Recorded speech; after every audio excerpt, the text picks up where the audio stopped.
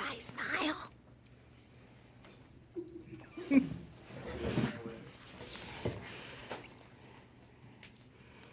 Okay, a show of hands. Who has pets? All right. How many have dogs? Okay. How many have cats? All right. I'm the oddball. I have a turtle and a fish.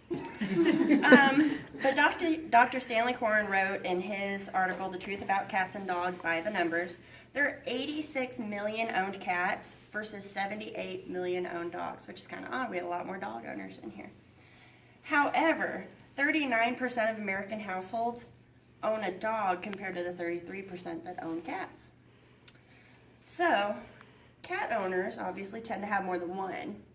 And I think part of the reason is that dogs don't, or dog owners don't, is because they are so high maintenance compared to a cat.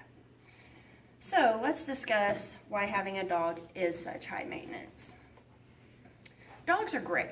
They help lower depression, they help lower blood pressure, they're great companions. However, the responsibility of having a dog is that of a small child, right?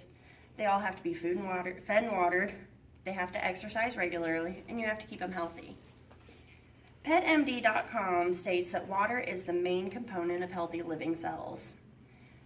Without water, it leads to dehydration, which leads to illness, failing organs, overheating, and even death. Nutrition is also extremely important for them.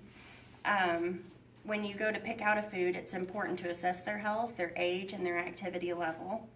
It's important to look at the food ingredients and to avoid the byproducts and allergens. Compare protein levels, fat levels, calories, and such. Exercise is extremely important for them. It keeps weight off of them and it keeps their joints healthier. It helps avoid arthritis. It helps avoid hip dysplasia. It also helps to aid their digestion systems, and it helps to expel excess energy. Now, when dogs get no exercise and they have all that excess energy, it tends to cause behavioral issues. Chewing, biting, digging, restlessness.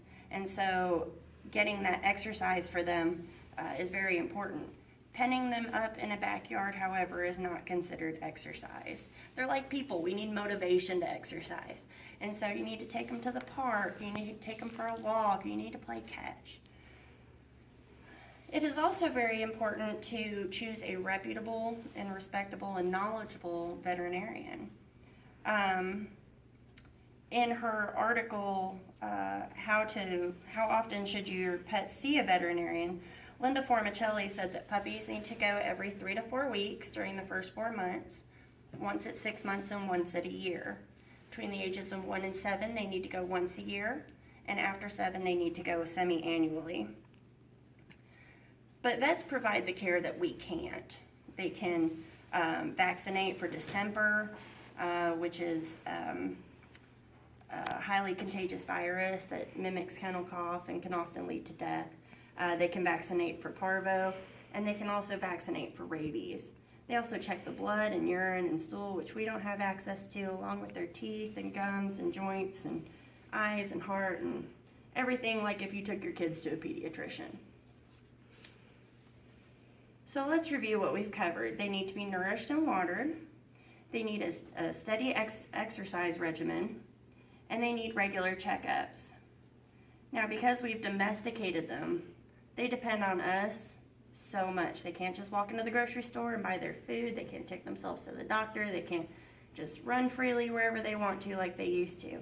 However, we depend on them too. We depend on them for the love and the companionship, and just to have that nice, happy puppy in your house when you walk in. They jump up and they're so happy to see you.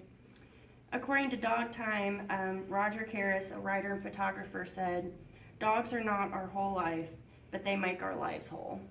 Thank you.